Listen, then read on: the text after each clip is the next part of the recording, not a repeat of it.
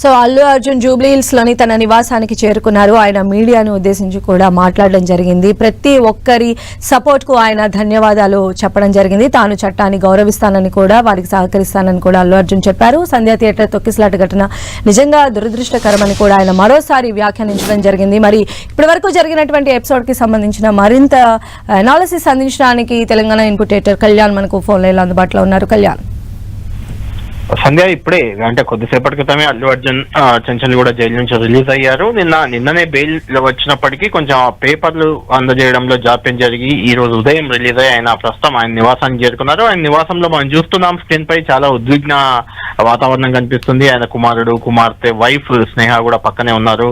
మిగిలిన వాళ్ళ కుటుంబ సభ్యులు కూడా అందరూ కూడా కొంత బాధ పడుతున్న సందర్భం మనకు అక్కడ కనిపిస్తుంది. అంటే ఒక రోజంతా జైల్లో ఉన్నాడు అల్లు అర్జున్ అనే ఒక ఆవేదన, బాధ వారిలో మనకు కనిపిస్తుంది. కొంచెం ఉద్విగ్న వాతావరణంగా దీన్ని మనం చూడాలి.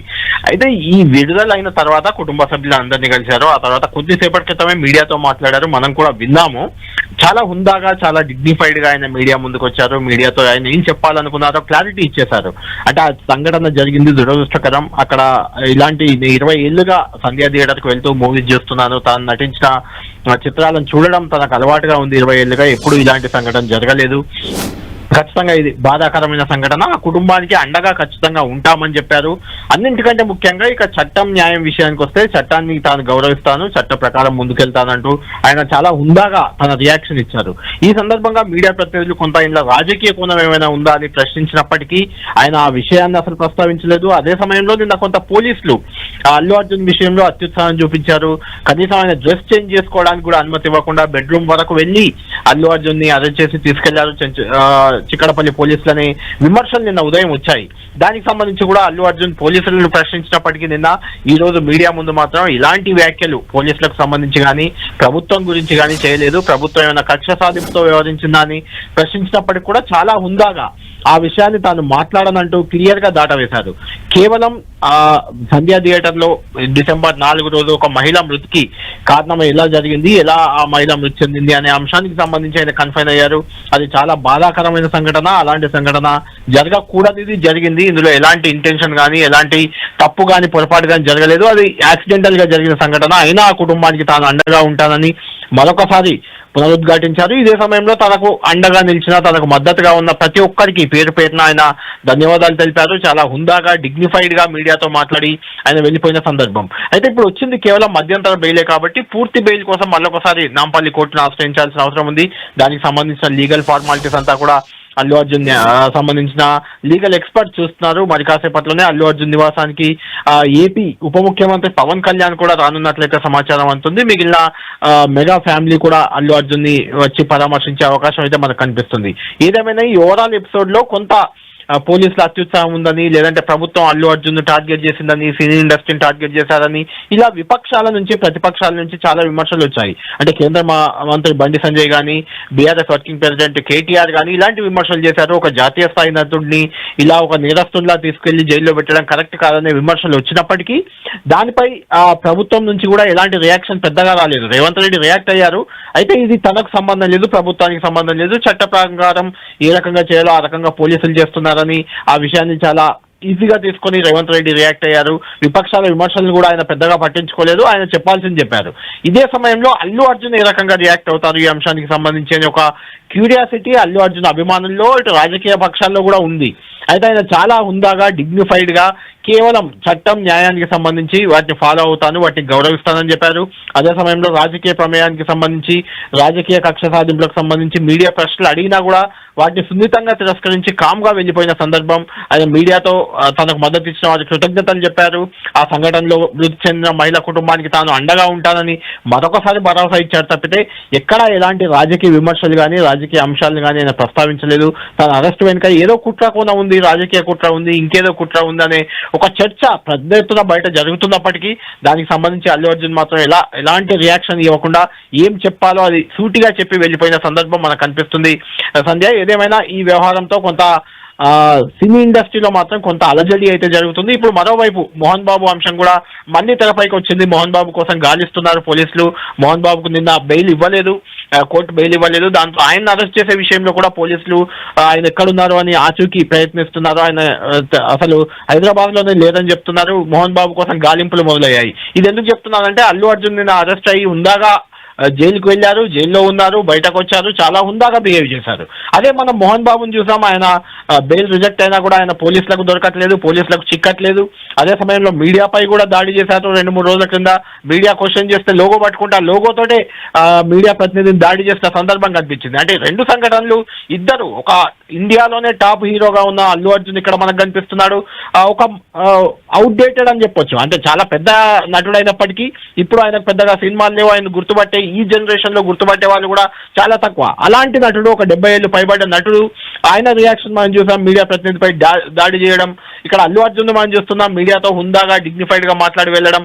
మొత్తానికి సినీ ఇండస్ట్రీలో మాత్రం కొంత కలకలం అయితే రేగుతుంది. ఈ 2 సంఘటనలు సినీ ఇండస్ట్రీని కలవర పెడుతున్నాయి. ఏం జరగబోతుంది, ఎప్పుడు ఏమవుతుంది అనేది తెలియని పరిస్థితి ఇప్పుడు మోహన్ బాబుకు చుట్టుముట్టిందని చెప్పుకోవచ్చు. అది కుటుంబ వివాదమైన రోడ్డున పడ్డది, రోడ్డెక్కింది. మోహన్ బాబు దాడితో ఇంకా అది రచ్చ అయింది. ఇప్పుడు ఏం జరుగుతుంది, మోహన్ బాబు ఈ రోజు అరెస్ట్ అవుతారా అనే ఒక చర్చ కూడా జరుగుతుంది. చూడాలి సంధ్య, ఏం జరగబోతుంది అనేది మోహన్ బాబు విషయంలో మనం చూడాల్సిన అవసరం అయితే ఉంది.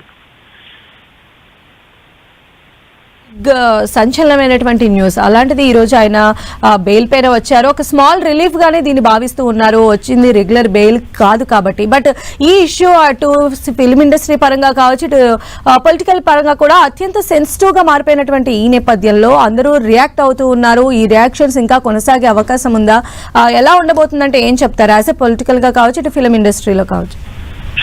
సంధ్య, ఖచ్చితంగా ఇది మధ్యంతర బెయిల్ అయినప్పటికీ హైకోర్టు చేసిన కామెంట్స్ చాలా కీలకంగా మారాయి. అల్లు అర్జున్ ఏమైనా పారిపోయే వ్యక్తి, నేరస్తుడా, అతన్ని రిలీజ్ చేస్తే వచ్చే ఇబ్బంది ఏంది, ఇలాంటి క్వశ్చన్స్ హైకోర్టు జడ్జి న్యాయవాదులను ప్రశ్నించిన సందర్భం.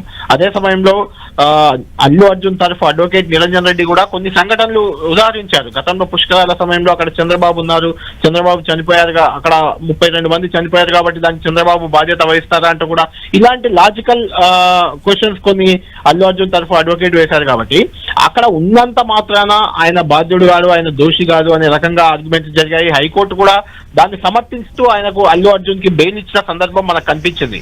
కాబట్టి ఇది మధ్యంతర బెయిల్ హైకోర్టు ఇచ్చిన, నాంపల్లి కోర్టులో కూడా రెగ్యులర్ బెయిల్ కూడా వచ్చే అవకాశం ఖచ్చితంగా ఉండే ఛాన్సెస్ ఎక్కువగా ఉన్నాయి. అల్లు అర్జున్ కి న్యాయ నిపుణులు కొలవలేదు, ఎంతమంది అయినా న్యాయ నిపుణులను పెట్టుకోవచ్చు. నిరంజన్ రెడ్డి లాంటి ప్రముఖ అడ్వకేట్ అల్లు అర్జున్ తరఫున ఉన్నారు కాబట్టి మధ్యంతర బెయిల్ వచ్చినా రెగ్యులర్ బెయిల్ కూడా వస్తుంది. అల్లు అర్జున్ మళ్ళీ అరెస్ట్ అయ్యే అవకాశాలు చాలా తక్కువగా ఉన్నాయి. అయినప్పటికీ సడన్ గా అరెస్ట్ చేయడం అనేది A1, A2లను మొన్న అంటే 2 రోజుల క్రితం అరెస్ట్ చేసిన పోలీసులు నిన్న సడన్ గా అల్లు అర్జున్ ని అరెస్ట్ చేసి తీసుకెళ్లడం అనేది ఎవరు ఊహించలేదు. అదొక రకంగా అల్లు అర్జున్ కుటుంబానికి కానీ, అల్లు అర్జున్ కానీ, ఆయన అభిమానులకు కానీ, ఓవరాల్ గా 2 రాష్ట్రాల్లో ఉన్న రాజకీయ నాయకులు కానీ, వాటెవర్ ఆయనతో సన్నిహితంగా ఉండే అందరికీ ఒక షాకింగ్ న్యూస్ గా నిన్న మనకు కనిపించింది. అయితే ఆయన జైలుకు వెళ్ళడం, 6 గంటలు 7 గంటల వరకు కూడా పేపర్లో రాకపోవడం, బెయిల్ పేపర్స్, దాంతో ఆయన నిన్న మొత్తం కూడా జైల్లోనే ఉండాల్సిన పరిస్థితి వచ్చింది. ఈ రోజు ఉదయం ఆయన రిలీజ్ అయ్యారు. పూర్తి బెయిల్ కూడా ఖచ్చితంగా వచ్చే అవకాశం ఉంది. దీనిపై రాజకీయ విమర్శలు ఖచ్చితంగా సంధ్య, ఎందుకంటే ఒక గవర్నమెంట్ టార్గెట్ చేయడానికి ప్రతిపక్షాలు ఎప్పుడు ఏదో ఒకటి విమర్శలు చేస్తూనే ఉంటాయి. కాబట్టి ఈ అంశాన్ని కూడా రాజకీయంగా విపక్షాలు తీసుకునే అవకాశం ఉంది. సినీ ఇండస్ట్రీని టార్గెట్ చేస్తున్నారనే ఒక విమర్శ విపక్షాలు చేసే ఛాన్స్ అయితే ఖచ్చితంగా కనిపిస్తుంది. ఎందుకంటే అల్లు అర్జున్ మామూలు తెలంగాణ వరకే లేదంటే లిమిటెడ్ గా ఉన్న నటుడు కూడా కాదు. ఆయన దేశవ్యాప్తంగా ఇప్పుడు ప్రత్యేక గుర్తింపు వచ్చింది. పుష్ప తర్వాత ఇప్పుడు పుష్ప 2 ఈ రెండింటి ద్వారా జాతీయ స్థాయి నటుడిగా ఎదిగారు. జాతీయ స్థాయిలో అవార్డు కూడా కొట్టిన వ్యక్తి, అవార్డు సాధించిన నటుడు.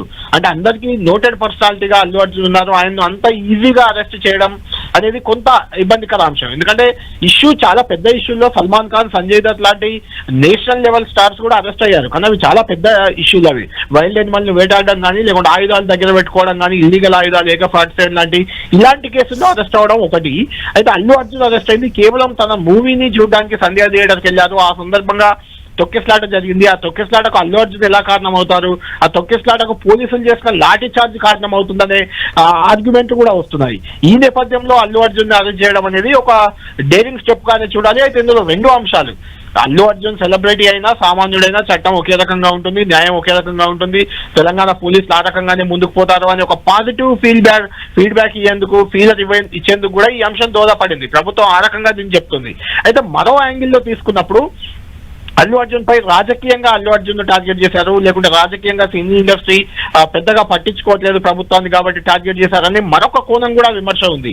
కాబట్టి దీనిపై సినిమా ఇండస్ట్రీ పెద్దలు ఏ రకంగా రియాక్ట్ అవుతారో, అల్లు అర్జున్ అరెస్ట్ న్యాయం చట్టం పక్కన పెడితే అల్లు అర్జున్ ని ఇంటికి వెళ్ళి ఏదో ఒక కరడు కట్టిన నేరస్తుని తీసుకెళ్ళినట్లు తీసుకుపోవడాన్ని సినీ ఇండస్ట్రీ ఎలా చూస్తుంది, దీనిపై మిగిలిన వారి రియాక్షన్ ఎలా ఉంటుంది? ఎందుకంటే అల్లు అర్జున్ ఏం రియాక్ట్ కాలేదు ఆ అంశంపై మిగిలిన ఆయన కుటుంబ సభ్యులు కానీ లేకుంటే సినీ ఇండస్ట్రీ ప్రముఖులు కానీ ఈ అంశంపై ఏ రకంగా రియాక్ట్ కాబోతున్నారు అనేది ఖచ్చితంగా ఇంట్రెస్టింగ్ పాయింట్ గా ఉండబోతుంది.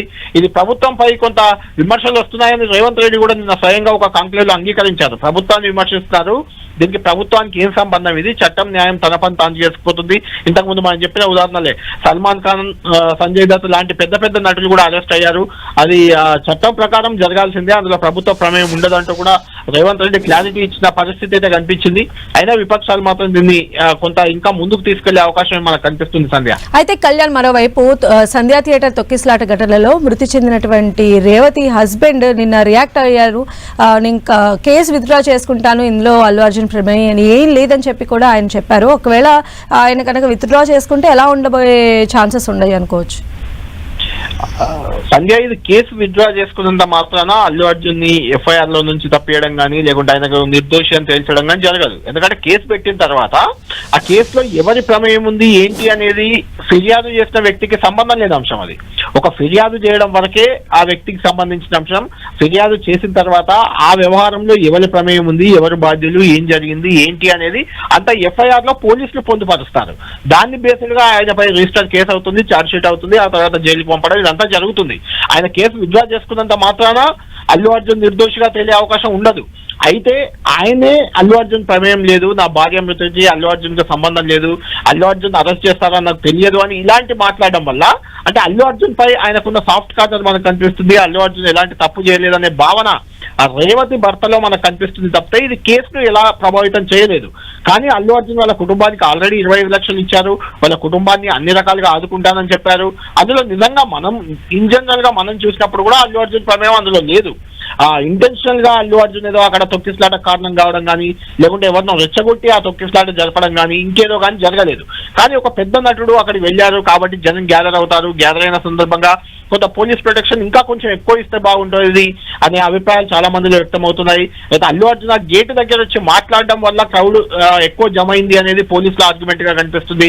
ఏదేమైనా ఒక బాధాకరమైన సంఘటన. అందులో ఆయన రేవతి హస్బెండ్ కేసు విత్డ్రా చేసుకున్నా కూడా కేసు మాత్రం కంటిన్యూ అవుతుంది. దీన్ని న్యాయ నిపుణుల సలహాలతో అల్లు అర్జున్ ఎదుర్కోక తప్పదు. Sandhya. Right Kalyan, thanks for your inputs.